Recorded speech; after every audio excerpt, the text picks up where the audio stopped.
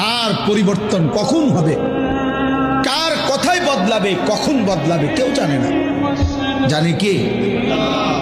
ফুজাইল ইবনে ইয়াজ বড় ডাকাত সর্দার ছিলেন। তো গভীর রাতে উনি ডাকাতি করতে গেছেন। তো রাত্রিবেলা যখন গভীর রাতে এক বাড়িতে ডাকাতি করতে ঢুকছে, দরজার সামনে গিয়ে যখন দাঁড়াইছে তখন শুনতেছিল বাড়িওয়ালা ওই সময় আল্লাহর কোরআন পড়তেছে। উনি দরজায় দাঁড়াইয়া শুনতেছে যে বাড়িওয়ালা ভিতর থেকে আল্লাহর কোরআন পড়তেছে, আলাম ইয়ানি লিল্লাযীনা আমানু আন তাখশা কুলুবুহুম লিযিকরিল্লাহ। এই এক আয়াত ওনার কলিজা ছিদ্র করে ফেলছে। উনি পিছন দিকে ফিরে এসে আর চিৎকার করে দুই হাত তুলে বলছে, আয় রব, আয় মাওলা, সময় হলো, হয়েছে সময়, আমি আর এই নাফরমানির জিন্দেগি করব না, দিলাম ছাইড়া। তখন তিনি ওই সময় রাত্রে তো আল্লাহর কাছে এক ফোঁটা